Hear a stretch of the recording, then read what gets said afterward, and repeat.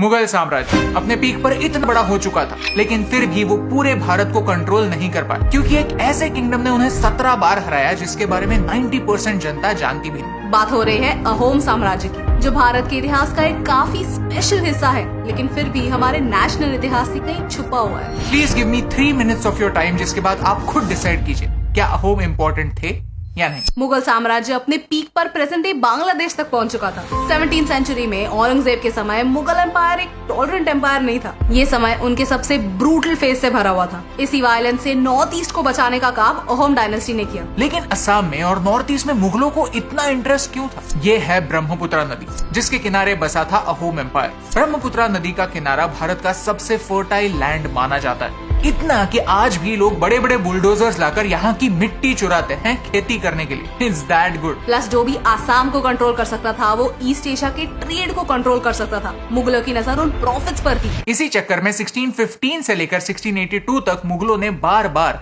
असम पर हमला किया। अहोम्स ने रेजिस्ट किया जरूर, लेकिन 1667 में अहोम्स मुगलों से हार गए। उन्होंने सिर्फ अपने राज्य का एक हिस्सा नहीं खोया, उन्हें अपने खजाने से 3 लाख मुगलों को देने पड़े। ये लोगों का पैसा था जो असम की डेवलपमेंट में यूज हो सकता था। उन्होंने गुवाहाटी पर से कंट्रोल खो दिया। यहाँ तक 2 अहोम प्रिंसेसेस को मुगलों ने बंदी बना लिया। काश एक वॉर सिर्फ युद्ध के मैदान तक सीमित रहती, लेकिन सच तो यह है कि हर वॉर घर घर उजाड़ देती। बट ये दी एंड नहीं है दोस्तों। अहोम साम्राज्य का ग्रेटेस्ट चैप्टर अभी बाकी था, बैटल ऑफ सरायघाट। लचित बोरफुकन को आज भी भारत के सबसे ग्रेटेस्ट आर्मी जनरल्स में से एक माना जाता है। उन्होंने मुगलों से गुवाहाटी को वापस जीता, लेकिन फिर भी उन्होंने सेलिब्रेट नहीं किया। उन्हें पता था कि मुगल अपने इस डिफीट को लाइटली नहीं लेने वाले, वो वापस आएंगे। इसीलिए इमीडिएटली लचित बोरफुकन ने काउंटर अटैक प्लान करना स्टार्ट किया। और उनका अंदाजा सही था। मुगलों ने फिर से असम पर हमला किया। इस बार 5000 बंदूकें, 15000 आर्चर्स, 30,000 इन्फेंट्री और 1000 से ज्यादा तोपों के साथ मुगल वापस आए। सिर्फ नंबर्स की बात की जाए तो इतनी बड़ी सेना को डिफीट करना अहोम्स के लिए इम्पॉसिबल। लेकिन ये लड़ाई मुगलों की शक्ति और लचित बोरफुकन की बुद्धि के बीच में। उन्होंने लड़ाई को युद्ध के मैदान से जंगलों में, वादियों में, नदियों में लाया, जहाँ मुगलों के बड़े बड़े नंबर्स उनकी स्ट्रेंथ से उनकी वीकनेस बने। मुगलों की नेवी उनकी सबसे बड़ी कमजोरी थी। उन्होंने लैंड रूट को मिट्टी की दीवार से ब्लॉक कर दिया, so that Mughals were forced to use the navy. लेकिन युद्ध के टाइम एक समय ऐसा आ गया जब लचित बोरफुकन बीमार हो गए। आर्मी मन ही मन हारने लगी। एक टाइम ऐसा आया जब वो पीछे हटने की सोच ही रहे थे। तब लचित बोरफुकन ने कहा, अगर आपको पीछे हटना है तो आप हट जाओ, लेकिन मेरे राजा ने मुझे एक काम सौंपा, मैं वो काम पूरा करके ही घर जाऊंगा। मुगल हार गए, और इस हार के बाद मुगलों ने धीरे धीरे नॉर्थ ईस्ट को अकेला छोड़ दिया। अपना फोकस सेंट्रल इंडिया पर शिफ्ट किया, क्योंकि वो जानते थे कि अहोम आर्मी छोटी जरूर है, लेकिन कमजोर बिल्कुल नहीं।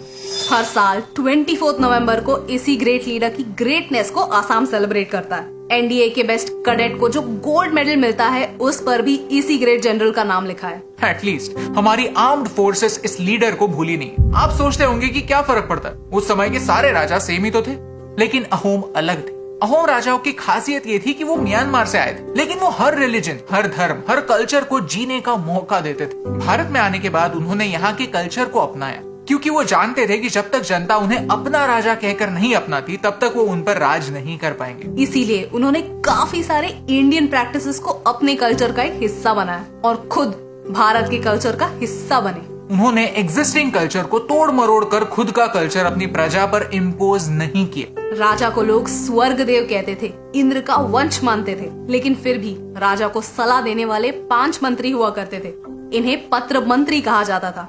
ये मंत्री अपने फील्ड के एक्सपर्ट्स हुआ करते थे और उनकी ही सलाह से राजा बड़े बड़े डिसीजंस लिया करते थे। They were good kings and maybe that's their crime। क्योंकि हम अच्छे रूलर्स को याद नहीं रखते, लेकिन बुरे रूलर्स की कहानियां फॉरवर्ड जरूर करते हैं। भारत के इतिहास का एक ही प्रॉब्लम है कि वो भारत की हिस्ट्री नहीं, सिर्फ दिल्ली की हिस्ट्री हमें सिखाता है। दिल्ली के रूलर्स के बारे में जानना कोई गलत बात नहीं, लेकिन सिर्फ दिल्ली के रूलर्स के बारे में जानना गलत बात है। दिल्ली के राजाओं को इम्पोर्टेंस मिलता है, लेकिन उन इम्पोर्टेंट राजाओं को इग्नोर किया जाता है जो एक्चुअल में देश के लिए इम्पोर्टेंट थे। शायद इसलिए नॉर्थ ईस्ट की हिस्ट्री, इवन साउथ इंडिया की हिस्ट्री हमसे छुपी हुई है। अहोम डायनेस्टी भारत के लॉन्गेस्ट रनिंग डायनेस्टीज में से एक है, लेकिन फिर भी इतिहास की किताबों से मिसिंग। ऐसा क्यों? भारत का इतिहास नॉर्थ ईस्ट का इतिहास जाने बगैर अधूरा है, क्योंकि भारत का फ्यूचर नॉर्थ ईस्ट के बगैर अधूरा है। तो इस वीडियो के थ्रू मेरी अथॉरिटी से रिक्वेस्ट है कि नई एजुकेशन सिस्टम आ रही है, क्यों ना हम इस बार कहानियों के जरिए इस इतिहास को वो रिस्पेक्ट दे जो वो डिजर्व करता है, क्योंकि अहोम डायनेस्टी को आपकी यादों में जिंदा रखने से और पूरे देश तक पहुंचाने से मुझे फर्क